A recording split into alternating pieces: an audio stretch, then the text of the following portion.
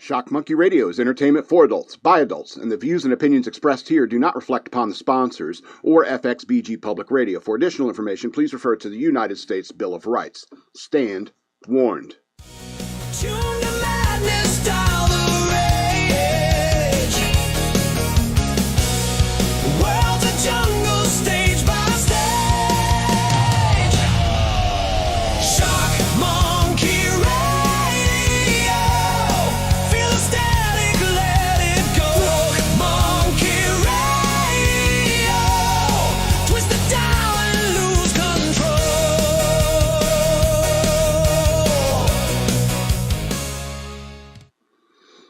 Okay, so I'm going to put it all right on Front Street. I got my new Chompers.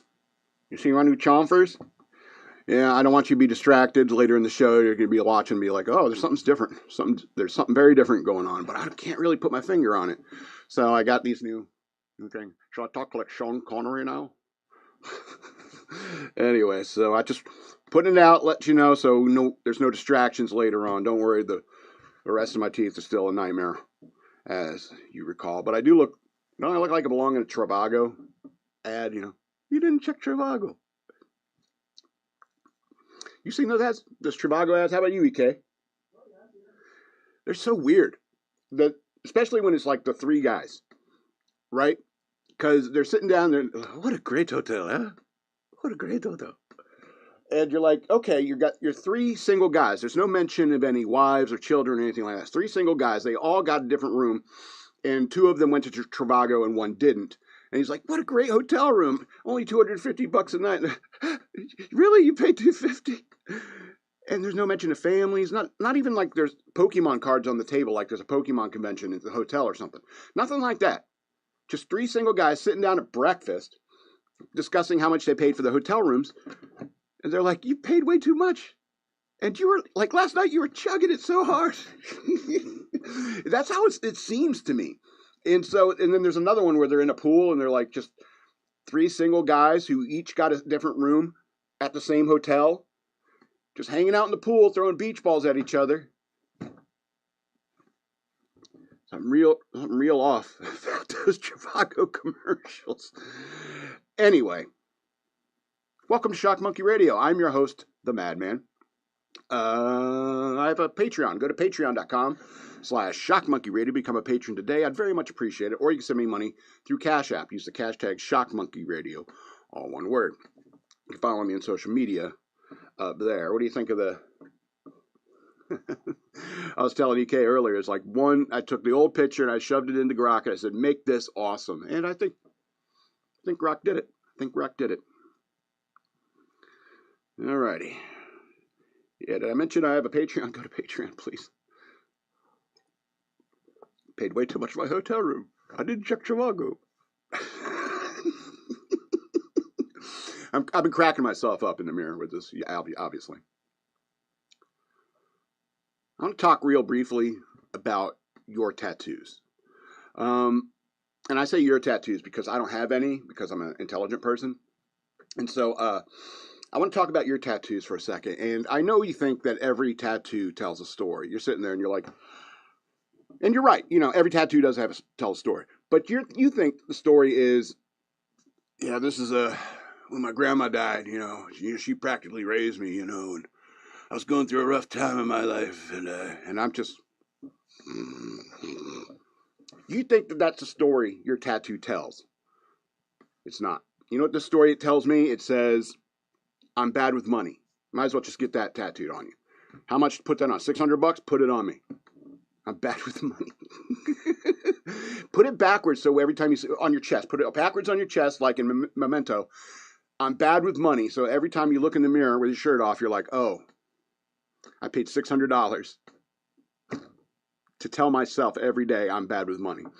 Also, it tells me a story probably of like, let's see, hepatitis, herpes, AIDS, you know, meth, gang affiliation, you know what I mean? So, yeah, tattoos tell a story, but I just want to tell you that that's the story it tells me. You look dirty. You know, I'm flipping through like these profiles and these chicks, you know, the tattoos they get, especially when it's like up here. I don't even like when they do the ones underneath the breasts. I mean, those can look cool, but I mean, say you have some kids or something, it's going to look weird. And when you do it up here, it's like, this is like the center of a woman's beauty is like this area. And when you get a tattoo in any of that area, you look silly and dirty and gross and possibly a part of a gang. So I just want to say that having no tattoos is the new tattoo. I'm hip again.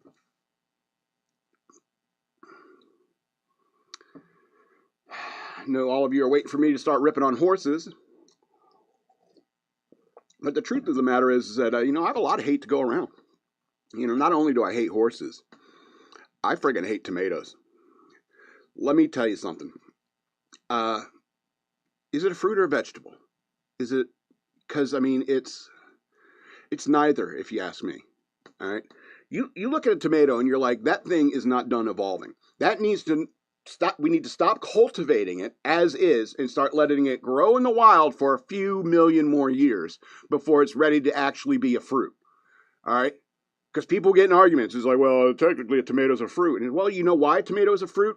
Because you cut open a tomato, all right, and you get this weird jelly, seeds, and you cut the tomato, right, and all this spermatozoa comes spilling out of this thing, and you want to put that on your sandwich?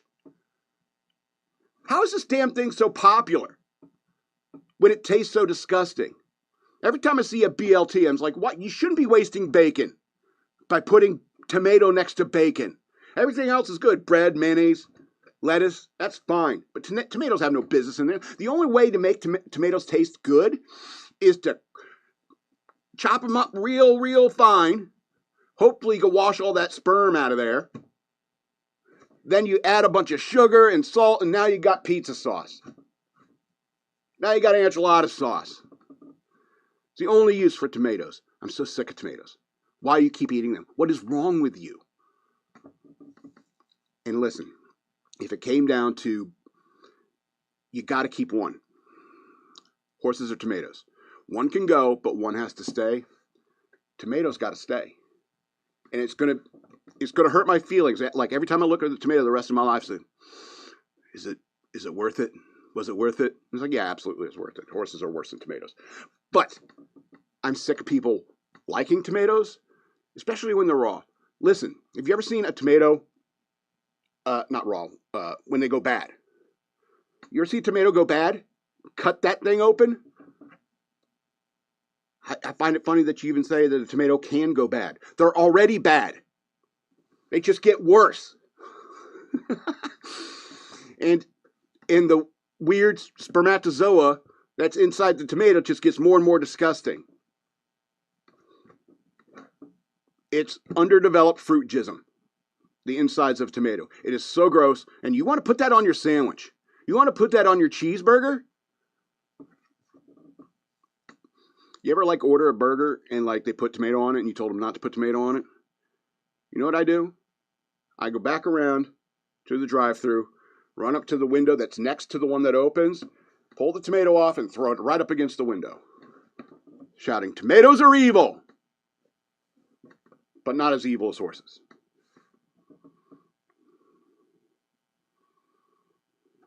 I think I'm weird. I agree with you. So I was goofing around on YouTube, just looking at stuff I wouldn't normally look at, and I found a Space Force boot camp video, and I watched it, and I was like, "This could be." I wish I could have joined the Space Force. I wanted to use an actual Space Force thing, but I thought this was better because I don't know. In many ways, when I watched that show, I was like, "Yeah, this is kind of like the military." In the way that it's, I don't know, the way people interact and the informality of the military at some points. And so, it depending on where you're working, right? Infantry, there's very little informality. But if you're Admiral Staff stationed on the East Coast, there's a little more informality, you know what I mean? And so I was watching this boot camp video for Space Force. I was like, man, this looks, number one, there's very few recruits, very small bay. And I wonder if there's more than one division or it's just one division going through that day. that during that training cycle, which is like 7 weeks or something. And so I'm watching it, and I'm just like, wow, this looks easy as hell. You know, it is kind of based upon the Air Force, after all, which I think is silly, because in Star Trek, it was all naval ranks. You know, ensign, commander, admiral. And I think that should go into the space. I'm sorry. I know there's like, for example, when the idea of Space Force, the Space Force came up, both the Air Force and the Navy were like, we want that. We want it. And somehow the Air Force won out. I don't have to like it. But the reason I joined the Navy is because I was interested in going into space. I wanted to be an astronaut, but, you know, the glasses. And some say I was probably too tall. I think like 5'11" might be too tall. Like pilots, for example, are small. That's why Tom Cruise played one so well. Because the smaller you are, the more room you have in the cockpit, you know. And just to be a part of, you know, going to space. You know, yeah, the Navy was an important job, and it's important to keep international waterways open. We'll get to the news later. But going into space, you know, so few people have done it that, you know, you kind of want your name in the record books. Like the first, I don't know, of the first 1,000 people to enter space, it's probably more than 100 now. So first 1,000 people, I'm on that list because I was in the Space Force. But no, Space Force didn't exist in 1997 when I enlisted in the Navy. And so I don't know. The adventure of the Navy was everything I expected it to be, and more than what I expected it to be. But the adventure that I wanted was in outer space. I wanted to get as far away from this crazy-ass planet as possible. You understand? And it's not so much the planet. I like the planet. It's real nice. It's just that all these people running around, they ruin it. They throw their garbage on the streets and stuff like that, you know? They're irresponsible and they're annoying. Oh, I got a privilege. Oh, I'm a this or that. Everything's from my perspective. So I was like, I want to get out of space. I want to get out of here. I have to quit smoking? Fine. Put me on the Mars colony. I could live with like 3 or 4 people. And a very, like, less access to the internet. That'd be great. That'd be great. Just to get away from this planet. So I think if I were, I don't know, going to be 18 today, I'd want to join the Space Force. Anyway. I kind of wish I still had Netflix. I kind of want to rewatch that show. All right. We're going to remain in Iraq for the coin of the week for the next couple weeks. Because last week we did 250 Iraqi dinars. The coin of the week this week is 1,000 Iraqi dinars after the U.S. invasion. If you remember, like last week's note, it was not nearly as complex or aesthetically beautiful, if you ask me. I think this is a beautiful note.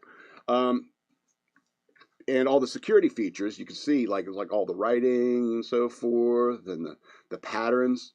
It's like nothing else, nothing they've seen. Like you see the line there in Iraq up to that point. It's like incredibly hard for people there to counterfeit it.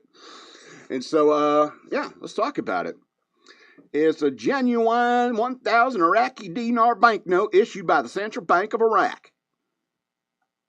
I don't know why the AI kicked out this country boy language here. Font. I don't know. The front side, also known as the obverse, features intricate Arabic calligraphy. This is a weird thing that the AI did, spit out this accent. A large central circular design with a gold dinar coin motif. A historical Islamic coin representation. And the denomination of 1,000 dinars, written in Arabic. The serial number is clearly visible as a bunch of Arabic numerals. Includes security elements like a Gilyowish patterns, watermarks, and microtext typical of modern Iraqi notes. The back, or the reverse side, shows Mustasiriana Madrasa, forgive me for either of us getting that incorrect, which is a historic 13th century Islamic school university building. Why doesn't that have an accent on it? In Baghdad, along with English text, Central Bank of Iraq, and 1,000 dinars. There's also colorful geometric rosette design on the left. This design, brown and tan tones, Mustansaria on the reverse, is part of a standard series in circulation since around 2003 with updates in later years. 2013, 2015, 2018, no accent there either. It's all everything in parenthetical. The 2018 version sometimes includes commemorative elements related to Iraqi heritage, like southern marshes on the front of some printings. Value and usage, that's normal. Face value, 1,000 Iraqi dinars. Current exchange rate as of mid-2026, roughly 65 cents, 76. Why is none of this in? So it's fairly cheap. These notes remain legal tender and are widely used. The accent just quit all of a sudden. Older or circulated ones like this are generally worth face value, though crisp, uncirculated examples can have a slight collector premium, maybe a few dollars. Security, authenticity, Iraqi banknotes use features like watermarks, security threads, UV reactive inks, glow under black light. Your note looks authentic. Oh, thank you. That's 1,000 Iraqi dinars, the coin of the week. I have one more that I want to get through. See, I'm kind of running low on the interest of this stuff. This coin of the week thing may not last forever. Okay, maybe another year or two. All right, let's do a movie review.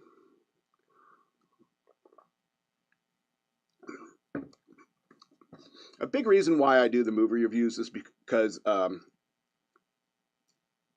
hope you trust my opinion. And when I give it like a high rating to a movie, you're like, okay, I may go out of my way to see that. Also, if you sit here and watch a 5, 10, 15-minute movie review that I do, and I say this movie has a low rating, you really shouldn't watch it, then maybe I could save you the time. Because here's the thing when it comes to movie reviews. I generally watch the movie twice before I do a movie review. I watched this movie twice. Save yourself the trouble. It's You Can't Win, a 2026 movie I watched for free on Tubi, and it came out this year. That should tell you something. So basically, it's a movie about hobos, or what we used to call homeward bounds, people who are transient. This happened at the advent of the railroad era in America during the late 19th century. And it follows, like, if you're interested in crime of the late 19th century and how it went, and not so much the cowboy crime, because if you're doing a movie in the late 19th century about crime, it's usually guys on horses running around, robbing banks and so forth, and running from the law. There's that accent again.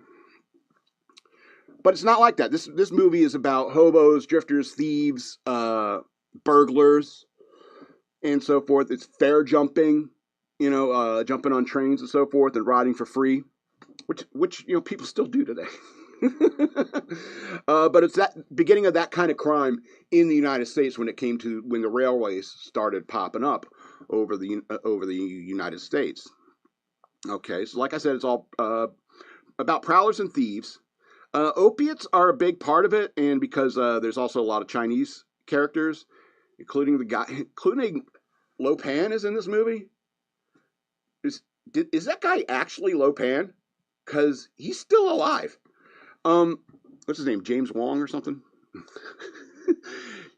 And but opiates were used in that era as well as this era to control people, to make people easier to rob or ply in some ways. And so the opium crisis, which has been coming from China for a long time, has been a problem for a very, very long time. It's like, I think that's interesting.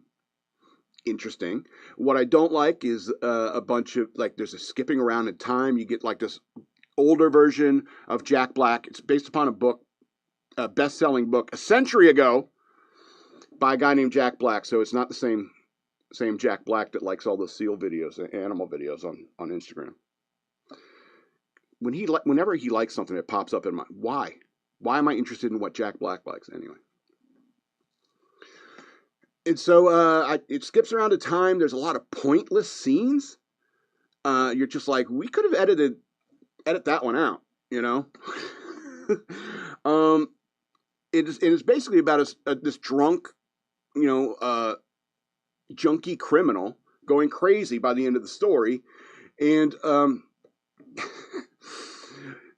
and it just skips around, and you're like, oh, there's this cute chick. Her name's Annie. And it's like, oh, he's feeding her food, making her feel better. Okay, she's starting to look better. Okay, they're smoking opium together, and then she's gone. Where the hell did she go? Then all of a sudden he's talking to this other girl, and you're like, oh, it's the really hot chick from Ozark. And you're like, oh, great, I hope she's going to be in the movie for more than one scene. Nope. You're like, what the hell is going on in this movie? All right, it's incredibly dark. All right, I had to turn down the lights in my room to watch it. Incredibly dark film, and it's a lot of prowling around and like almost getting caught, kind of getting caught. Someone got Smiler got caught. We all know Smiler. You can come hang out with us. We like Smiler. You like Smiler. But too bad he's dead, because he was a thief. You guys are thieves. And junkies. Opiates. Chloroform people. Nitroglycerin people. And you're talking about like a crime of that era and the kind of people who did it, just as like similar to today. And I wanted to like this movie. I find the topic interesting, except the movie's incredibly dark. There's very long periods of silence. There's pointless scenes. There's jumping around in time for no discernible reason. You don't need to do that. The dialogue is pretty fairly poetic. I like the dialogue. They probably pulled it straight from the book because that's how people spoke in that era, and I thought that was incredibly interesting. However, the point of the book/movie is this guy, Jack Black, whining about all the beatings he took for being a criminal and stuff like this. Kids shouldn't be beaten and tortured. And it's like, okay, fair enough, Amnesty International. Fair enough. But I watched this movie, You Can't Win, 2026, 4 of 13 stars. I watched this movie about a best-selling book from a century ago. What little dialogue there is great. But like I said, you can have poetic dialogue and then, which is way better, by the way, than long periods of silence. And there's reading. There's reading in the front, there's reading at the back. And if you like cinema sins, ding, reading. I'm not here to read. Show me a movie. It's like, okay, you're showing me a movie, but there's a long period of silence. Where'd that chick go? Where'd that chick go? Why is this teenager walking along this road? All of a sudden he's grown up and in the train. What the hell is going on in this movie? And now, after watching this movie, I somehow care less about criminals being beaten and tortured for information because of this movie. If you're like stealing stuff, the stuff that these people are stealing, like Smiler got killed trying to break into somebody's house in the beginning of the movie. He was the guy from, The Bear? And you just happen to be one of the ones who lived, and you wrote a book about it. Fantastic. But somehow I don't care because of the horrible things you do. If criminals these days caught beatings from prison guards, they'd be much less likely to want to go to prison.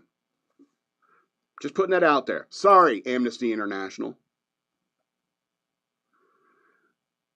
All right, let's get into the news worth knowing. Do I seem angry today? Kind of am. Okay, let's, hopefully my computer won't crash, and if it does, I'm going to have to jump to the phone. Very unprofessional of me, I know. So, new strikes in Iran. This stuff is popping off again. Hopefully we can finish it this time. So, U.S. CENTCOM, been there, know the place. Anyway, announced another round of strikes on Iran this Wednesday morning, marking the 5th straight day of U.S. launched strikes on Iran. Iran on Tuesday launched numerous attacks on U.S. allies in the region, including Kuwait, Bahrain, and Jordan. You know why they do that, right? Because we have air bases there, and Iran looks down on those Muslim nations that cooperate with the U.S. at all. This is what I mean. It's like Iran is the most hard-nosed Islamic country on earth, and there's way too many Islamic countries on this earth. So the U.S. reinstituted a naval blockade on Iran after the Islamic Republic repeatedly attacked commercial vessels in the Strait of Hormuz. All right, this is something I dislike about Trump. President Donald Trump backed away from initial plans to impose a 20% reimbursement fee in the Strait of Hormuz, announcing that the plan will be replaced with trade deals involving the Gulf states.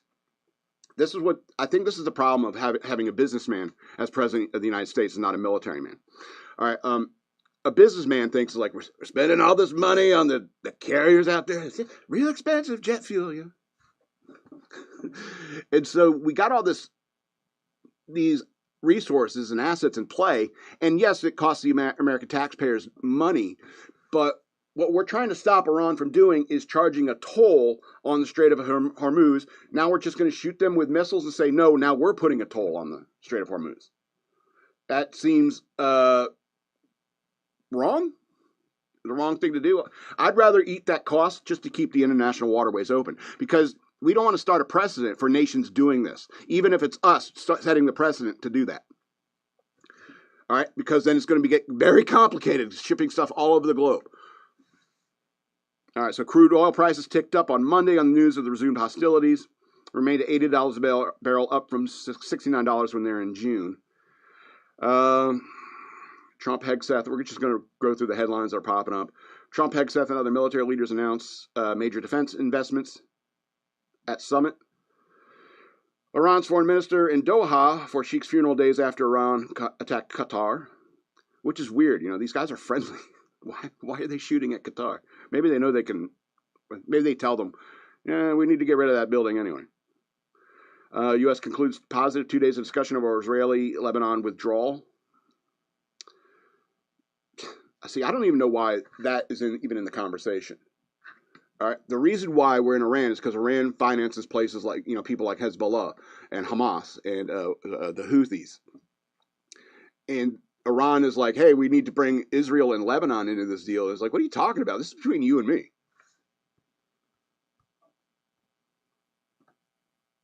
I don't know. It just, sometimes I'm like, military service should be like a requirement to be president. I'm not saying that like Graham Plattner is the kind of guy who I would trust to be president. But I mean, I think that what Donald Trump doesn't understand about the world is that not everyone looks at the world like a business. Certainly not some zealots in the Middle East who are the hardest-nosed Islamics on the entire earth. Anyway, stay hydrated. It's hot today. So Elissa Slotkin says Save America Act would make it hard for any Democrat to win an election. Trump has pushed the election security measure as a top legislative priority after the Senate rejected it 50 to 48. So close. Ooh, and now Mitch McConnell's gone too. Shit. So Senator Elissa Slotkin, the Democrat from Michigan, said the Safeguard American Voter Eligibility Act, SAVE Act, would make it harder for Democrats to win elections, prompting Republicans to argue that she finally said the quiet part out loud about Democrats' opposition to stricter election laws. Slotkin made the remarks in a video recently unearthed by Breitbart News that was recorded the day after Senate narrowly rejected the Save America Act in June. The bill failed 50 to 48, as previously mentioned. Yes, 4 Republicans voted against it. Come on, guys. Girls. The Save America Act became one of the biggest legislative fights in Congress, and President Donald Trump has made its passage his top priority. Trump refused to sign a housing bill Friday to protest Congress's failure to pass the Save America Act. It's a pretty well-written article. During a June 6th address to Indiana State Democratic Party, Slotkin celebrated the Senate's rejection of the Save American Act, where she claimed the bill would allow Trump administration to, quote, rig our democracy. See, this is what Democrats don't understand. It's a republic. A republic. Quote, she said, it would be hard for any Democrat in any state to win any election, Slotkin said of the Save America Act. Yeah, because you won't be able to cheat anymore. You won't be able to use illegal immigrants. And believe me, if I could repeal the 19th and make women can't vote, America's Republican for the rest of eternity. Slotkin did not explain how the legislation would hurt Democratic politicians. The Save America Act would require documentary proof of U.S. citizenship to register to vote and photo identification to cast a ballot in federal elections, and mandates that states take additional steps to remove non-citizens from voter rolls. Trump argued for months that Democrats opposed the Save America Act because it would make it harder to cheat in elections, claiming that the party benefits politically from weak voter verification measures and votes people who are not eligible to vote, and the votes of people who are not eligible to vote. During his February 24th State of the Union address, Trump urged Congress to pass the Save America Act, arguing Democrats will oppose voter ID only because it's the only way they can get to get elected is to cheat. And the reason they want to do it, why would anybody not want voter ID? One reason, because they want to cheat. There's the only reason. They make up all excuses, Trump said. They say it's racist. They come up with things. You almost say what imagination they have. They want to cheat. They have cheated. And their policy is so bad, the only way they get elected is to cheat, and we're going to stop it. He has a real weird way of talking, doesn't he? But the Center of Election Innovation and Research, a nonprofit election policy group that describes itself as nonpartisan, found that voter registration of non-citizens is rare. Quote, when investigations do turn up rare instances of improper registration or voting, officials take swift action to ensure American elections remain secure, according to the Center of Election Innovation and Research. I'm not going to read any more of this article because I want to know who wrote it. Really well done. Yeah, you work for Fox News, Elaine Mallon. But you cover both sides. Well done. And I was trying to look for errors because I wasn't finding any. Well done. Yeah, Democrats, they don't want that because we can't cheat anymore. You know,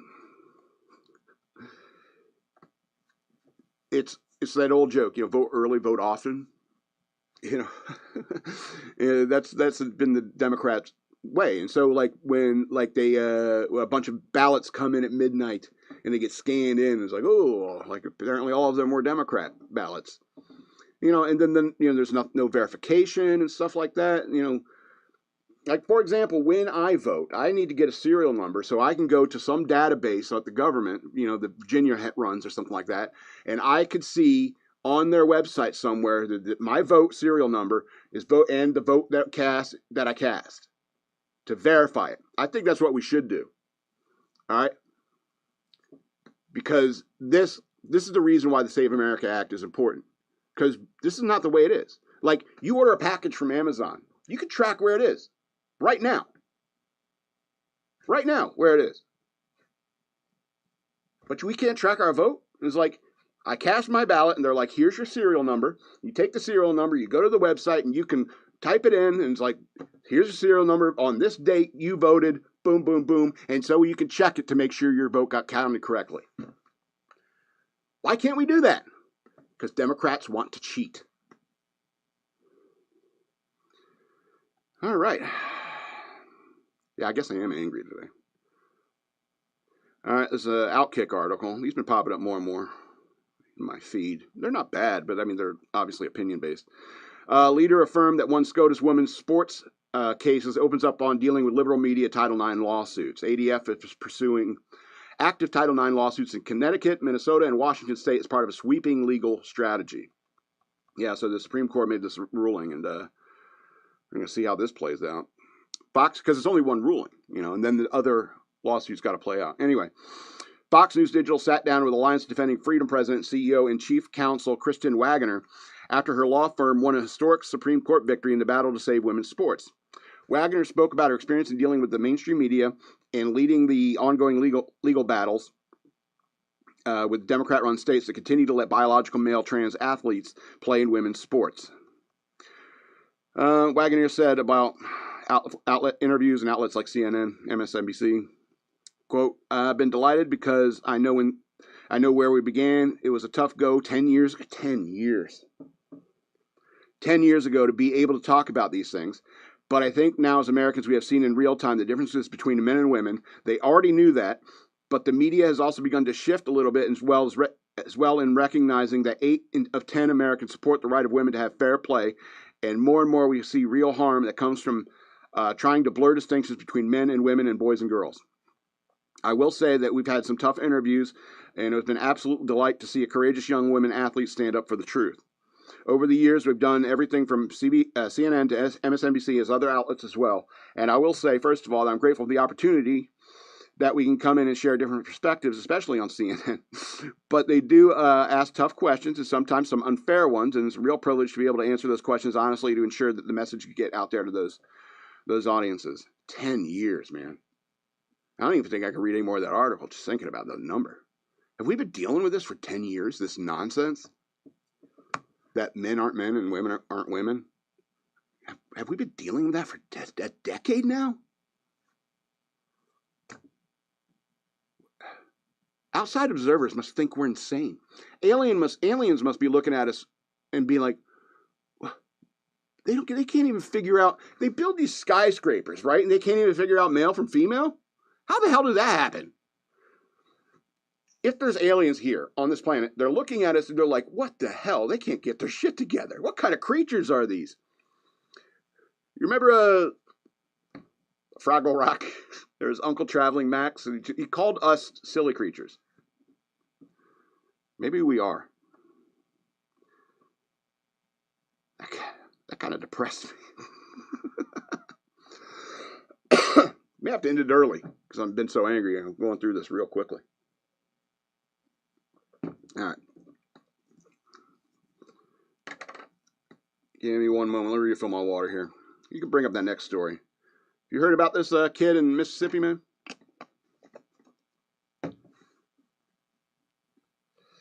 You know, I hear, like all over Black Twitter, you know, Nolan Wells was killed by those white people. And it's like, come on, man. This is not...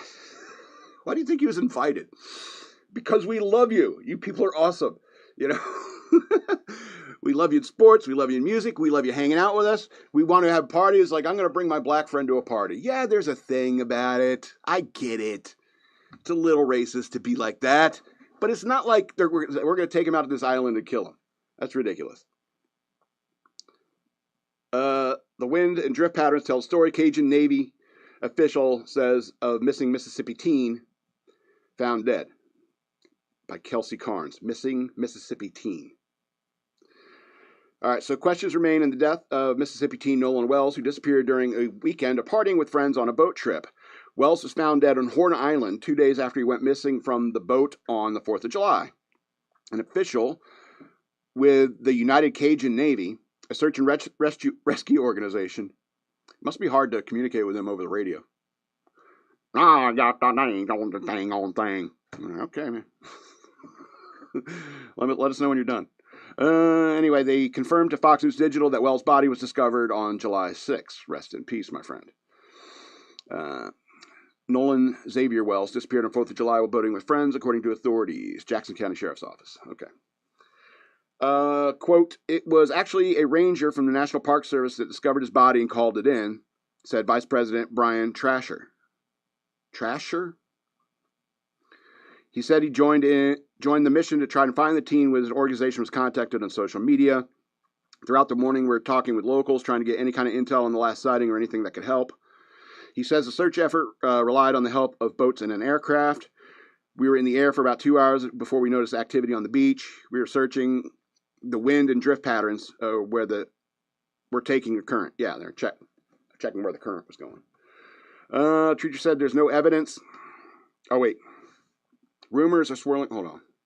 Went past it. No, rumors are swirling online as to the circumstances that led up to Wells becoming separated from his friends and his boat.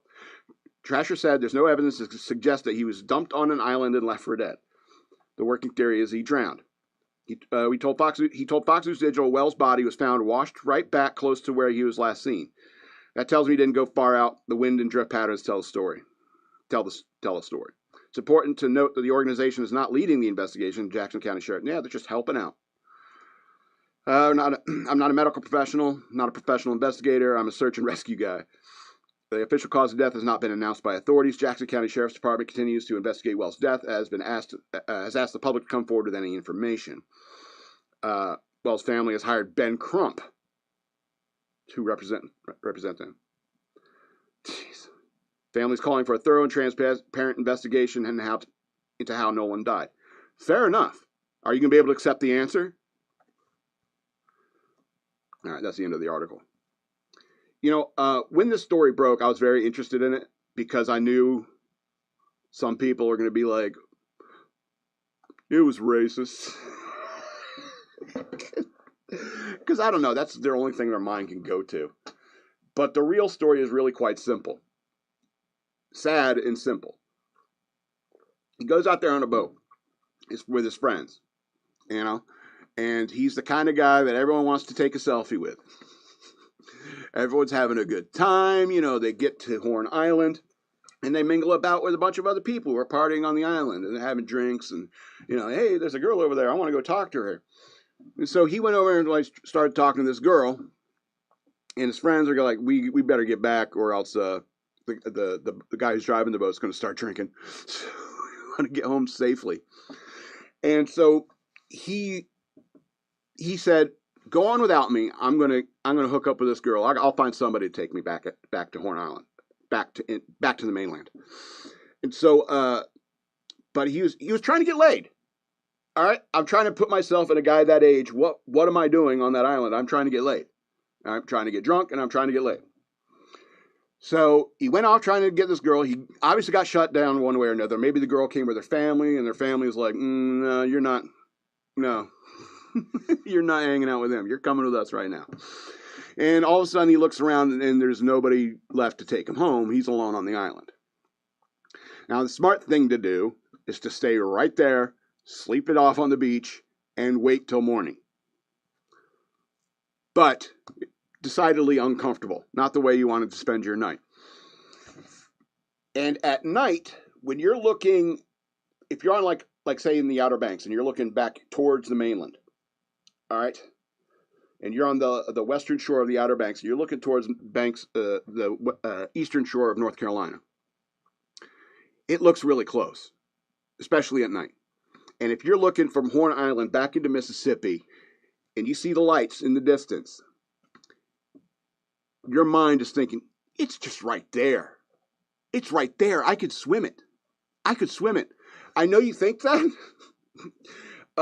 but I think you can see France from England, by the way. And people have tried to swim. You can see Russia from her house. Yeah, and Sarah Palin can see Russia from Alaska. And so it's just, it's really quite simple. He thought he could swim the way, and that's what it's like at night. I don't know if you've ever been, in the Navy, and you look across and it's like, oh, that aircraft carrier looks really close. I bet you I could swim to it. It's like, no way. It is close, but there's no way you can swim to it. It's a lot farther than you think. And when I think about that scene in Always Sunny in Philadelphia where they go to the Jersey Shore, and Charlie's looking out over the Atlantic Ocean. It's like, oh, what's at the other side of this? Europe, Charlie. And how long do you think? It's like, don't try to swim to Europe, Charlie. Because, it's an absurd idea. And when it comes to, swimming what is, basically a small channel, like the size of the English Channel or something like that, you could, if you're a professional swimmer and you got boats following you and film crews, so he's going to make it. Maybe you could make it. But you start swimming any length of time, you're going to get into the current. The current's going to start pulling you. You're going to get tired. It's a lot further than you think. I think it's a real simple story. It's sad. It's tragic. But when you're 18 and you're hanging out with a bunch of guys and you're like, hey, you guys could leave me here. I'm trying to get some ass. You know what I'm saying? That's what bros do. So you want to blame somebody else for leaving them alone? I don't know. Would it be better to be called a cock blocker for the rest of your life if your friend's still alive? Possibly. But is there anything criminal here? No. It's a bad decision made by this one guy. And it's a shame. It's tragic. But it's weird how everything must be racism. Say, hey, we're in Mississippi, so we're going to go. We need to pull, someone needs to bring one black guy. Because we're going to strand them. Because that's what we do as racist white people in Mississippi on the 4th of July.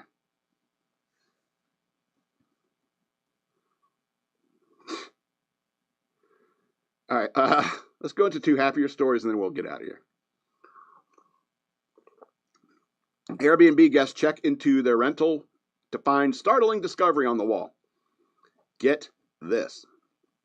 So TikTok user spots familiar figures in wall art, pointing out her dad, her sister, and her brother. Excuse me. The family's beach getaway took a bizarre turn when the family checked into an Airbnb and discovered what appeared to be an old photo of themselves hanging on the wall. TikTok user Aubrey Burrell posted a video of her startled reaction to her San Diego, California Airbnb on July 2nd. In the video, Burrell zooms in a large beach canvas hanging in the Airbnb hallway, pointing to tiny figures in the water as she identifies her father, sister, and brother. The tourist said the discovery came as the family was looking around the rental after checking in. Damn it. We were looking at this picture, and my dad's like, "This looks like me," she says. And I'm like, "Dad, what?" This is how these kids talk these days. I'm like, "Dad, what?"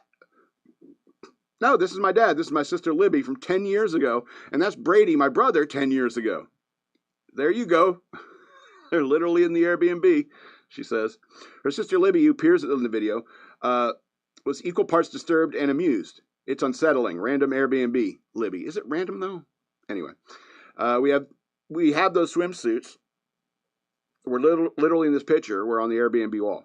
Some commenter said that they were creeped out by the discovery. Literally sounds like the start of a horror movie. Fair enough. Proof we live in a simulation. Someone else said. Third person said, "What are the odds that of you looking that closely at the picture? What are the odds of you looking that closely at the picture?" Some users weighed in with similar stories. Okay, similar crazy story. My uncle got a postcard from Mackinac Island, and my grandfather was randomly in the photo eating an ice cream cone. He had passed away years earlier. I wonder if that's why he picked it out. It's like, that's my dad. Quote, this is another one said, "I once checked into a hotel at the beach in the middle of a thunderstorm. I grabbed a newspaper to hold over my head. I got to my room. I looked at the paper, and there was a pic of my mom and me on the front page. It was a festival in the beach town from 3 years before." Here's a stock photo of this little tiny newspaper. Fox News Digital reached out to Burrell for comment. That's the end of the article. You know what? Yes, it is a little creepy, but here's what happened, if you ask me. All right, you check into the Airbnb, you reserve it, right? The guy who has the Airbnb starts scanning social media for you. All right, you have no idea how creepy this is. All right, because it's a canvas painting, okay? And so he knows it's a beach house, like San Diego, California, probably a beach house, 2nd of July, all right? Probably for 4th of July. So this eccentric person with way more money than sense, what does he do? He scans your social media, finds some old beach pictures on your social media, downloads them, takes them to, sends them off to some place that will do a photo to canvas painting, spits out an old photo of you, puts it on your wall for you, the people. And that concept is like, if I were a billionaire and I had nothing better to do, that would be fun for me. Okay, that's how I'd keep myself entertained in this world, is doing stuff like that.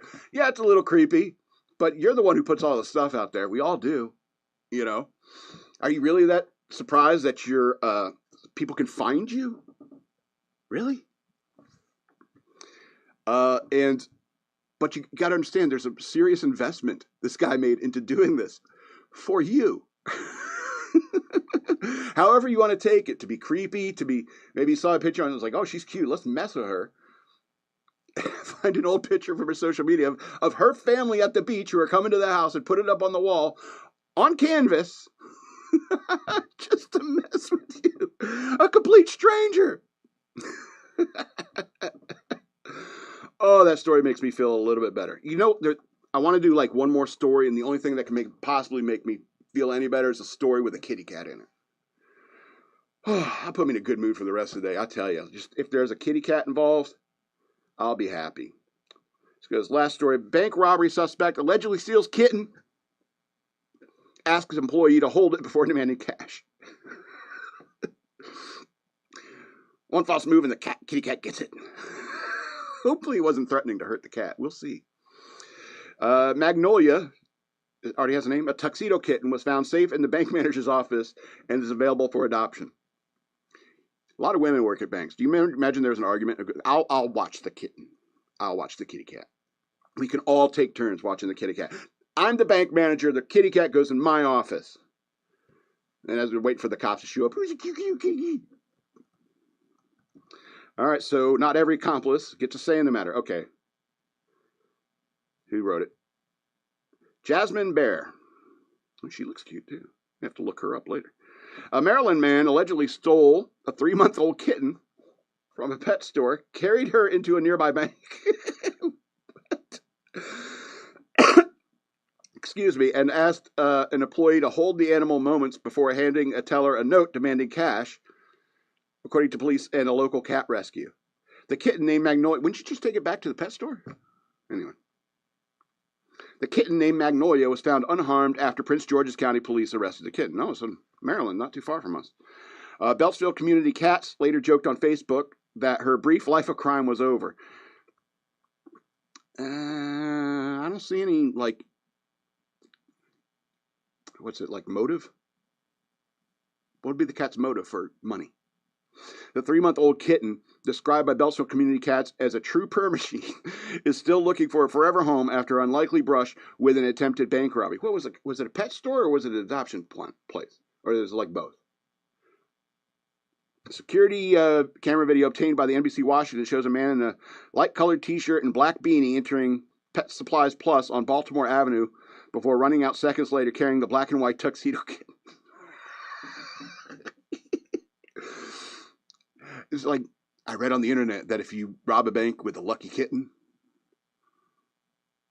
you'll get away with more money. Now, where do I get a kitten? Where's a bank that's near a pet store? Security, blah, blah, blah. Witnesses told the outlet the man ran directly to the nearby PNC Bank in the same shopping center. Why?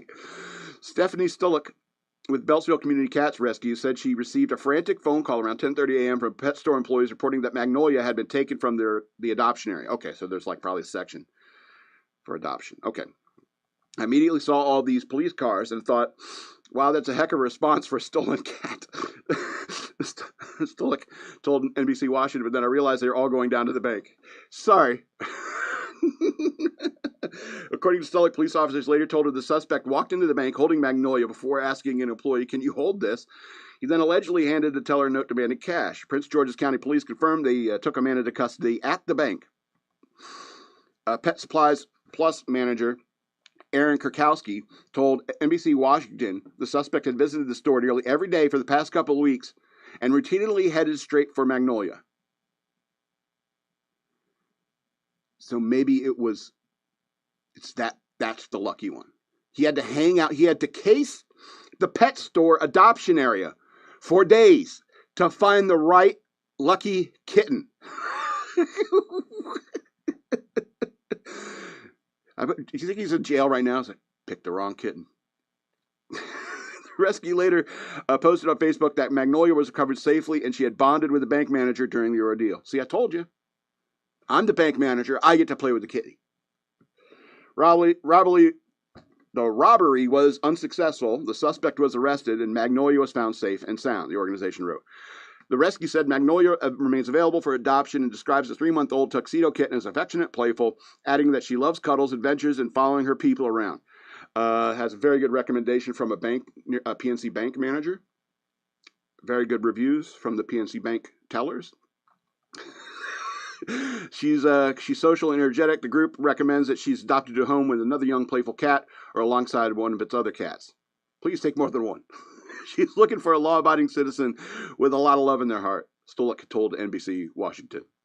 How do you know the cat wants a non-criminal? You don't know what kind of person the cat wants. It's always an assumption. You know, you get that cat home or you bring that dog home, and the dog's just got this look on his face like, shit. These people. You know. Anyway, that's going to be the end of the show. I want to remind you again that I have a Patreon. Go to patreon.com/shockmonkeyradio. Become a patron today. I feel like the guys in those React videos. Or you can send me money through Cash App. Use the hashtag shockmonkeyradio, all one word. Or you can follow me on social media at DNALETSAW. That's the word Wasteland spelled backwards on Twitter. Huge fan of T.S. Eliot, by the way.